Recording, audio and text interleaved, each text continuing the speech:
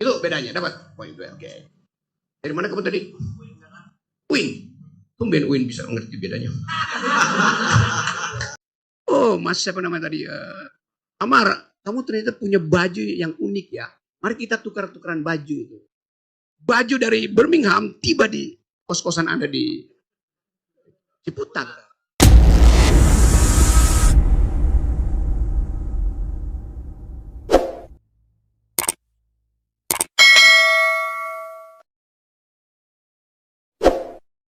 Sekarang mungkin kita buka floor, silakan Mbak yang baju ungu bisa tolong mic-nya satu lagi. Yang kedua, tadi yang kedua siapa ya? Oke, tolong sebut namanya Mbak dengan asalnya, silakan. Nama saya Nina dari Jakarta, seorang penulis. Saya mau tanya sama Pak Rocky. Bangsa itu kan terlahir dari rahim seorang ibu. Dan kata Bapak juga kecerdasan itu kan datangnya dari seorang ibu secara genetik. Tapi di sisi lain Bapak bilang kebijakan itu ada yang dungu gitu kan. Bagaimana Bapak bisa menjelaskan paradoks itu sendiri? Dan bagaimana Pak Rocky bisa menilai seorang perempuan itu cerdas secara genetik tanpa dididik di sekolah? Terima kasih. Selamat siang. Sekalian atau gimana Bung Rocky, atau satu-satu? Satu, oke, silakan. Betul, kecerdasan manusia itu diturunkan melalui rahim perempuan. Logis. Karena supaya generasi tumbuh, sustain, mesti ada yang lahir. Yang bisa melahirkan cuma perempuan. Jadi, kalau ayahmu pintar, pasti kena ibu nenekmu pintar, ibu ayahmu. Kalau ibumu pintar, pasti kena nenekmu juga pintar. Logisnya begitu. Tetapi setelah seorang manusia dilahirkan dari rahim perempuan untuk mewujudkan ide the politics of hope, setiap perempuan menginginkan putra-putrinya meneruskan kehidupan. Begitu dia lahir, dia langsung pindah dari rahim ibu pergi pada rahim laki-laki. Terangkan apa itu rahim laki-laki? Rahim laki-laki adalah kebijakan yang dibuat oleh kepala negara yang menyebabkan satu dari 4 bayi yang lahir hari ini akan mengalami kekurangan nutrisi di otaknya alias stunting. Prevalensi stunting 24-25%. Artinya 1 dari bayi yang lahir akan menyusut otaknya 20-30%. Dilahirkan oleh ibu untuk jadi cerdas. Begitu pindah ke rahim APBN, dia jadi dungu di situ. Itu namanya rahim laki-laki. Karena hak si bayi untuk memperoleh vitamin, memperoleh kacang hijau, memperoleh susu, berubah menjadi biaya untuk aspal jalan tol Jokowi. Trade off-nya di situ. Tidak mungkin kecerdasan itu tumbuh tanpa nutrisi. 1/4 dari nutrisi bayi, 1/4 dari APBN yang seharusnya tiba di puskesmas berubah menjadi fondasi IKN, berubah menjadi kereta cepat. Itu yang terjadi. Merampok APBN untuk membiayai legacy yang sifatnya material. Jelas. Jadi pembodohan itu terjadi karena si bayi pindah dari rahim ibu pergi pada rahim laki-laki. Rahim laki-laki. Rahim dinasti. Lebih dari itu, bayi yang sama, begitu dia lahir, dia sudah dibebani oleh hutang Jokowi 40-50 juta. Hutang kita itu gabung jadi 17 triliun. Semua hutang negara. Harus dibebankan pada si bayi ini. Jadi Anda bayangkan, semua perempuan Indonesia, begitu dia hamil, gembira, akan ada masa depan. Bergairah ibunya, wajahnya Lembaga survei datang, ibu, Anda senang nggak hamil? Senang. Kan akan ada generasi yang akan jadi bonus demografi. Tapi coba lembaga survei bertanya langsung pada si bayi. Hai bayi, mau nggak kamu lahir hari ini? Beri saya preferensinya. Datang ke para Madinah. Para Madinah datang, kasih data pada si bayi. Sebelum disurvei, kasih data dulu dong baru fair. Bayinya mengerti bahwa kalau dia lahir hari ini, dia akan dibebani utang 50 juta. Kalau dia lahir dari ini, mungkin sekali dia dari 4 bayi itu kena stunting, otaknya berkembang. Maka rame-rame bayi itu bilang, kami ingin tinggal di rahim ibu. Itu jawaban jujur dari bayi. Jadi saya mau menerangkan demografi itu. Untuk memperlihatkan bahwa semua kebijakan yang disebut pembangunan, itu menghina dari awal intelektualitas manusia. Merendahkan intelek kita. Karena Pak Jokowi hanya ingin memamerkan sesuatu yang tangible, terlihat. Kecerdasan memang tidak terlihat. Karena memang nggak ada pada dia mungkin. Itu yang kita lihat kan. Pak Jokowi keluarin semua kartu Indonesia Pinter. Kartu apalagi Manula, kartu sehat segala macam. Ada satu kartu yang dia nggak mau keluarin. Dia mau pegang sendiri. Namanya KID. Kartu Indonesia Dungu.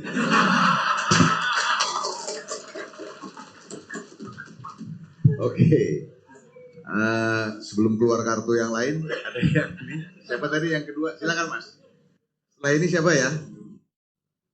Ya, oke, Mbak Sana ya. Mas Heru, silakan. Baik, terima kasih sudah diberikan kesempatan oleh moderator. Perkenalkan, nama saya Amar, saya adalah mahasiswa dari Ciputat. Bung Rocky izin bertanya, demokrasi di Indonesia sudah... Stop. Nggak boleh. Saya belum izinkan, kamu udah terus. Baik. Izin Bung Rocky Gerung. Tidak boleh. Duduk aja duduk. Ganti. Ini orang nggak ngerti hak dia itu. Anda nggak boleh minta izin bertanya. Anda di sini untuk menggugat saya, jangan sekedar bertanya. Membantah pun Anda dilindungi oleh undang-undang para Madinah. Yang lain. Oke. Silakan Mbak. Yang belakang. Mas tolong. Mic-nya. Jangan minta izin ya.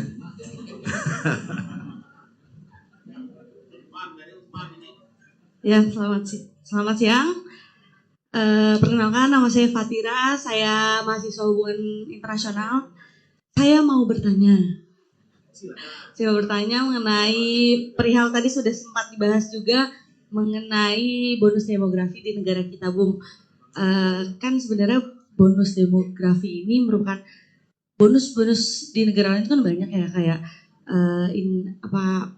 Arab punya bonus lainnya. Kalau kita nanti diproyeksikan di tahun 2045.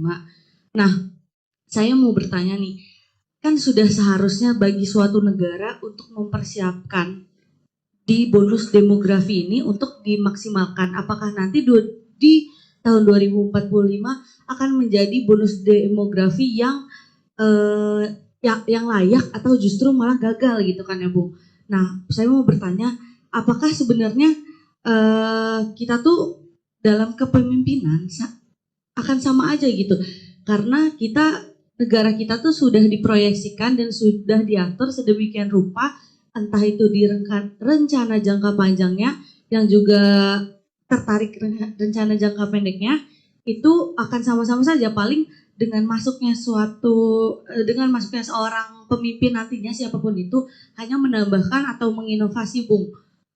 Menurut Bung bagaimana mengenai rencana dan proyeksi itu tuh sebenarnya sudah sama aja dan tinggal ditambahkan inovasi, atau masih pentingnya ideologi suatu pemimpin di dalam memaksimalkan bonus demografi kita di tahun 2045. Terima kasih, Bung. Selamat siang. Coba saya koreksi dulu ya, istilah bonus demografi.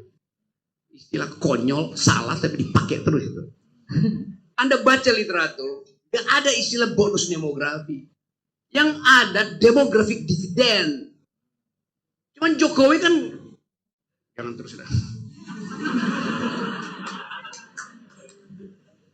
Bonus itu diberikan cuma-cuma. Dividen artinya mesti ada dulu investasi, baru bisa dapat dividennya. ada yang diinputkan di sini. Dari awal Anda bisa tentukan bahwa nggak akan ada bonus demografi kalau bayi yang lahir hari ini dia harus bayar utang dulu dan isi kepalanya akan drop 30% otaknya. Mana mungkin tidak ada bonus demografi kan?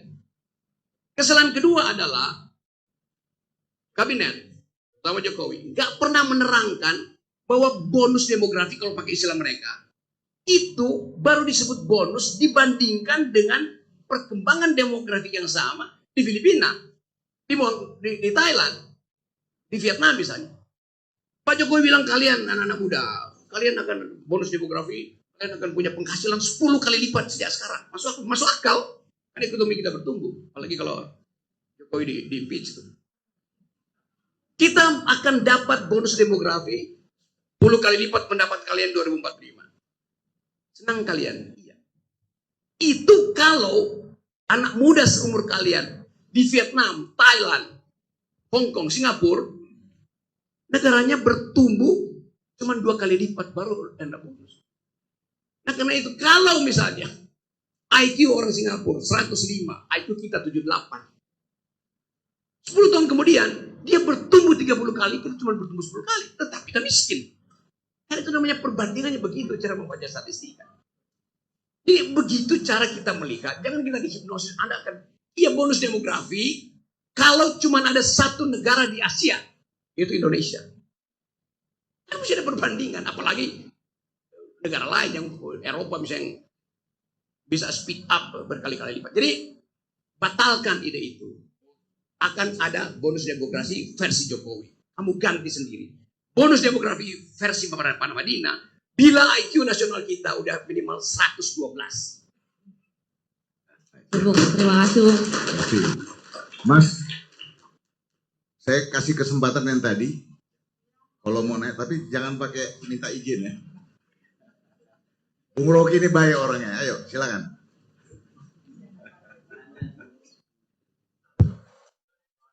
Demokrasi di Indonesia itu sudah mulai menurun, sudah mulai buruk lah di Indonesia gitu. Nah pertanyaan saya adalah, dari tadi Bung Rocky menyebut etika pejabat negara yang dungu gitu, yang buruk, dari Gibran, dari Jokowi, dan sebagainya. Nah pertanyaan saya adalah, etika warga negara di Indonesia, apakah mempunyai korelasi dengan etika pejabat negara yang ada di Indonesia gitu? Soalnya kan dari pejabat negara itu, awalnya dia adalah warga negara Indonesia. Dan menurut saya warga negara Indonesia itu etikanya masih kurang, Bu. Kenapa? Dari soal persoalan lingkungan saja, banyak mahasiswa-mahasiswa yang masih membuang sampah sembarangan. Naroko dan lain sebagainya. Kemudian bagaimana menurut subjektifnya Bung Rocky saja, itu etika-etika tadi ditekankan di pejabat negara, di warga negara, dan bisa diterapkan di Indonesia untuk menerapkan demokrasi yang lebih baik lagi di Indonesia. Terima kasih. Nama saya Amar dari Ciputat, UIN Jakarta. Oke, Amar. Agak memenuhi akal rakyat. Ada poin di situ. Dia mau menggugat itu. Seolah-olah etik bangsa ini impose ke dalam etik pejabat publik. Etik adalah pilihan otonom manusia. Tidak ada yang namanya etik komunitas. Etik itu adalah problem yang mesti diputuskan secara individual. Beda dengan public ethics yang didesain untuk menghalangi orang berbuat curang. Jadi etika publik itu ada karena prinsip bahwa manusia itu falibilis. Manusia didesain secara antropologis untuk berbuat salah. Oleh karena itu diperlukan public ethics.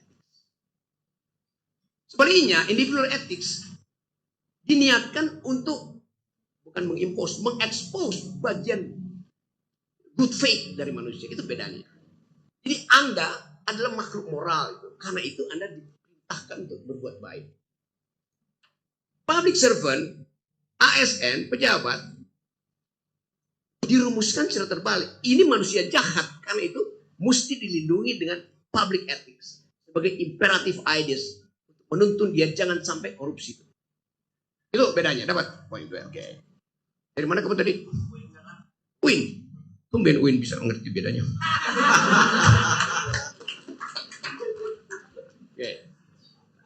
saya balik ke situ.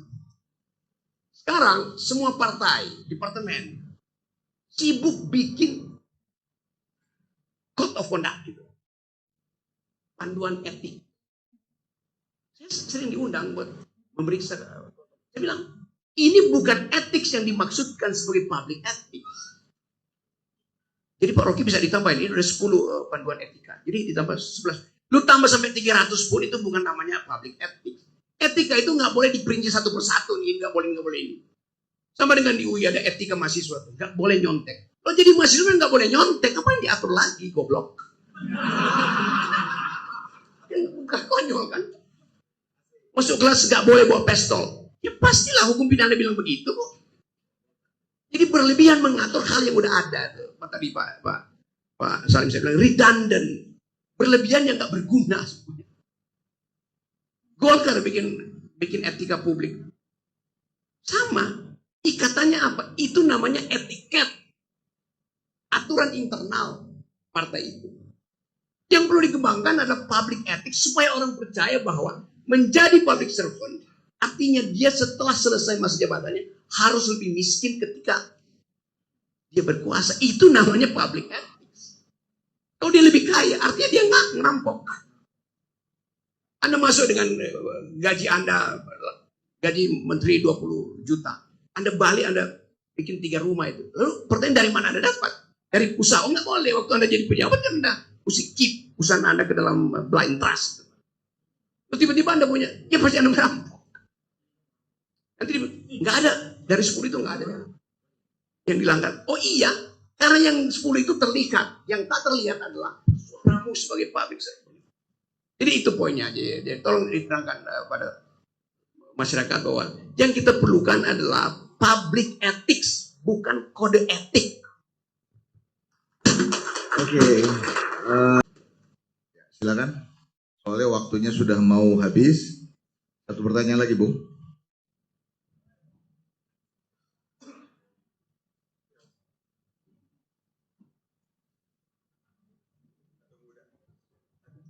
Selamat siang, Bu. Ya. Saya mau bertanya berkaitan dengan apa yang tadi sempat jelaskan bahwa kita ada tren pergeseran dari market apa tadi barusan ke market society. Maksudnya market ekonomi menuju ke market society. Yang saya takutkan adalah market society itu membawa otomatisasi di dalamnya.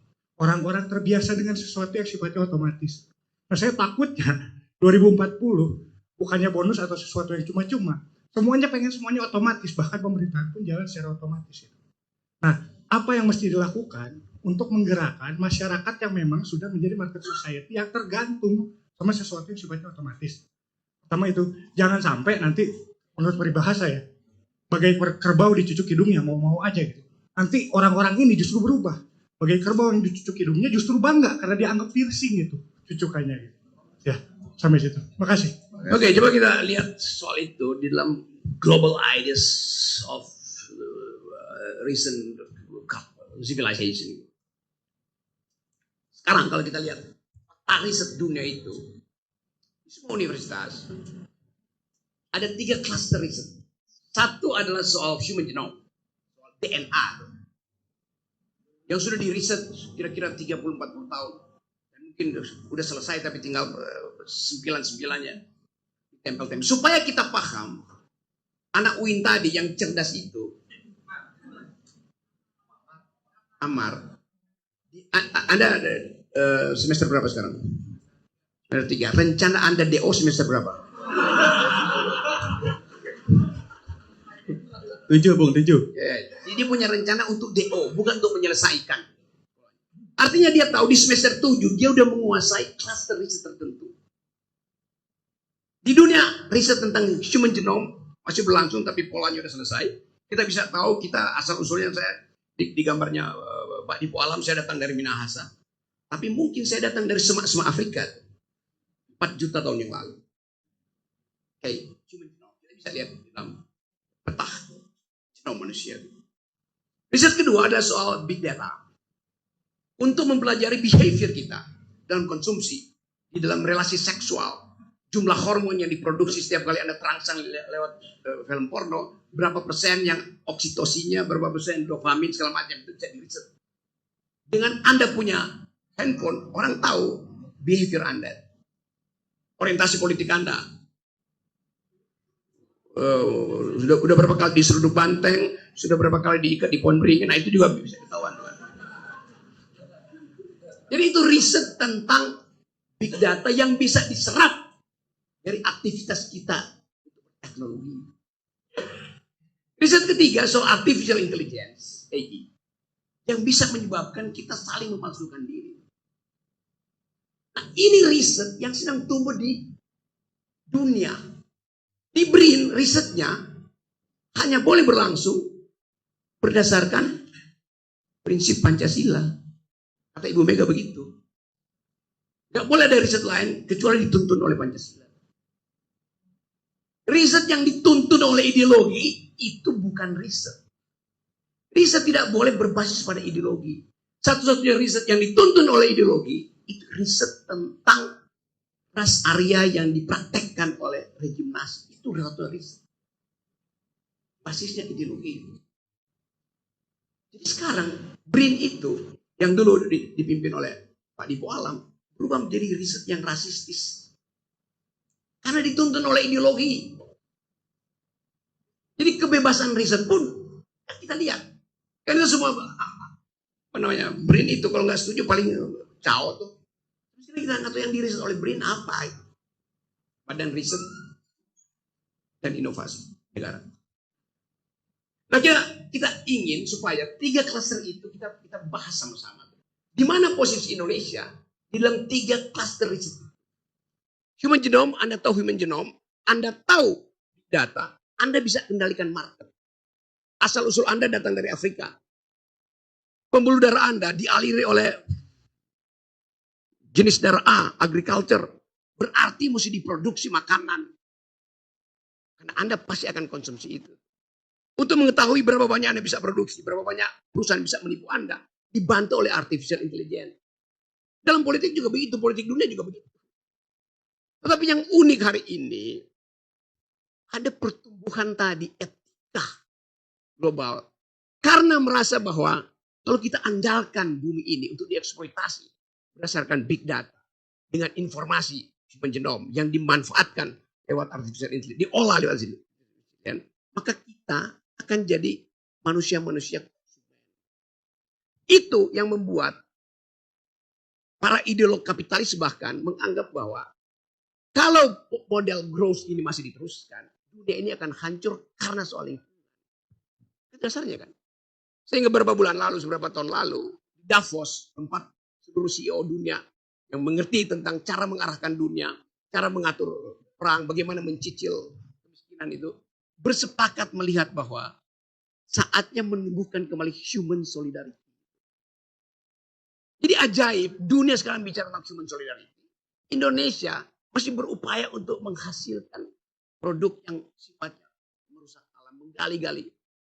Kan coba bayangin, di mana tambahan teknologi? Batu bara itu digali doang, dijual pakai skop aja itu bisa dijual. Di mana teknologinya? Ya pakai beho itu skop gede sama aja. Ya kan itu dasarnya kan. Sawit, orang manjat-manjat aja suruh monyet-manjat, jual jadi. Bisa dong. Jadi nggak ada nilai tambah teknologi di situ. Sementara kerusakan lingkungan terjadi di mana-mana. Tapi nanti Pak Jokowi bilang, nggak mungkin Rocky Gerung berbohong. Lihat dari drone, tutupan hijau Indonesia bertambah, bukan berkurang. Emang. Tapi Anda lihat tutupan hijau itu bertambah tiap tahun, tiap bulan. Karena lapangan golf bertambah, hijau juga lapangan golf. Jadi kita mesti baca secara kritis. Jadi teman-teman semua, terutama anak muda, sekarang ada semacam solidaritas anak muda untuk merawat lingkungan. Mereka akan bertanya pada Anda di UIN, mereka nggak tanya, do you speak Quran, do you speak Pancasila, mereka akan tanya, do you speak environmental ethics? Dia akan tanya begitu pada Anda. Do you speak gender equality itu? Setelah Anda bilang, ya saya mengerti environmental ethics, baru dia tanya, do you speak financial market? Itu pertanyaan belakang semuanya. Setelah mereka tahu Anda pro lingkungan, Anak muda di Birmingham misalnya, kontak Anda di WA atau di Instagram Anda. Oh, Mas siapa namanya tadi? Amar, kamu ternyata punya baju yang unik ya. Mari kita tukar-tukaran baju itu. Baju dari Birmingham tiba di kos-kosan Anda di Ciputat. Lalu Anda lakukan pertukaran, tidak melalui pasar. Jadi banyak mall ya di Eropa sekarang yang akan tutup. Nggak ada nih anak muda yang masuk mall karena dia tahu bahwa buat bikin satu celana jeans kira-kira 30 batang pohon ditebang. Dan pohon itu ditebang di Kalimantan. Jadi ethics evolve. Etik itu bertumbuh. Justru karena keperhatian terhadap lingkungan. Nah di kita, di Indonesia itu, Jokowi bilang bahwa silahkan bongkar IKN, datangkan investor, dan gusur sarang burung, biarkan ular itu nggak punya sarang lagi, hancurkan rempang segala macam. Jadi ada kontras intelektual antara kebijakan yang seharusnya merawat lingkungan dan ambisi presiden untuk memamerkan legasinya. Itu soalnya. Makasih. Oke. Saya kira kalau wah ini ada Pak Salim berikan kesimpulan. Baik, mungkin terakhir pada Pak Salim silakan.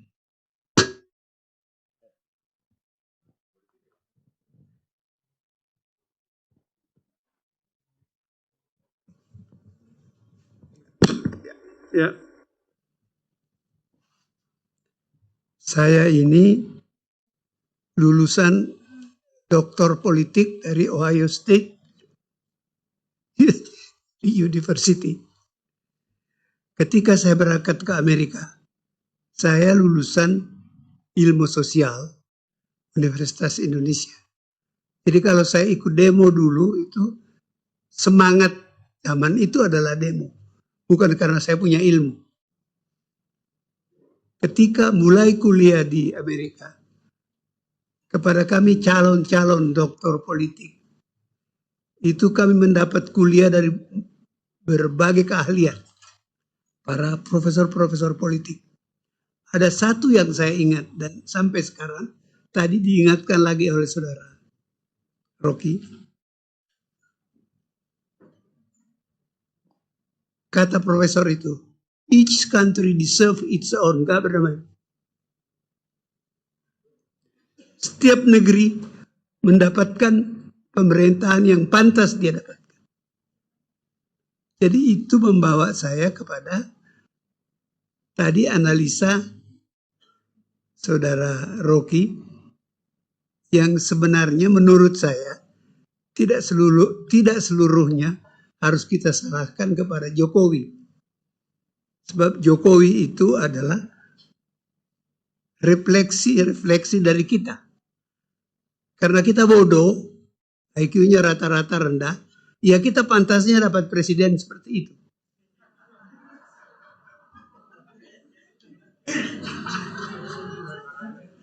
Itu cara saya menafsirkan ucapan profesor saya di Ohio itu. Nah, saya ingin dengar komentar saudara Rocky. Silakan.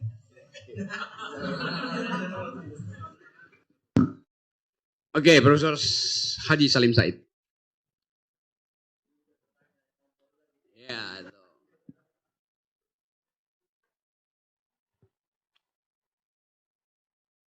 82% dari pemilih kita hanya lulus 7 tahun, artinya tidak lulus SMP. Jadi Anda bayangkan, ada 82% pemilih tidak lulus SMP. Mereka inilah yang dimanfaatkan oleh seorang yang enggak punya ijazah untuk disogok dengan BLT, disogok dengan amplop. Kan itu problem kita tuh. Jadi memang ada semacam resiprokasi antara keinginan untuk menguasai kedunguan publik dengan kedunguan dia sendiri. Itu korelatif. Kalau dia cerdas, dia akan bilang bahwa pemilu hari ini Kami akan biayai supaya tidak ada operasi uang di desa-desa. Tapi sejak sekarang Anda masuk dalam desa-desa, udah ada spanduk, kami menerima serangan fajar. 10 tahun Jokowi memerintah nggak berubah kultur itu. Artinya dia pelihara. So, kita berupaya untuk mengingatkan bahwa mental seseorang yang hanya ingin memamerkan capaian-capaian fisik, melupakan bahwa demokrasi tadi is the government of reason through the government by the people. Dia nggak mau reason itu tumbuh. Karena kalau reason itu tumbuh, akan membayangkan kekuasaan. Kata pepatah Itali, "El sueno della razón produce monsters." Bila akal tidur, maka monster akan menguasai malam. Dan monster itu sekarang lagi berupaya untuk menguasai publik politik Indonesia lewat Mahkamah Konstitusi. Itu dasarnya. Jadi sekali lagi kita mau hentikan itu. Karena mereka, they are riding the tidal wave of stupidity. Itu yang terjadi kan. Gak ada satupun ketua partai yang datang mengatakan, saya punya dissenting opinion terhadap Gibran. Ada SBY tapi sedikit, ya siksa. Saya tahu itu. Mana Golkar pernah ucapkan, walaupun saya tahu kasak kusuk dalam Golkar, jangan Gibran, jangan. Demikian juga Pak Prabowo di Gerindra tuh, ya separuh mungkin bilang iya sebelum enggak. Tapi mengucapkan itu secara telak dengan argumen yang kudus, tapi sekudus tajam, gak ada yang berani. Jadi saya kira kita mau ucapkan itu sekali lagi, supaya Indonesia tidak ditenggelamkan oleh dunguisme. Assalamualaikum warahmatullahi wabarakatuh. Waalaikumsalam. Oke, terima kasih banyak Bung Rocky. Saya kira saya tidak akan menyimpulkan.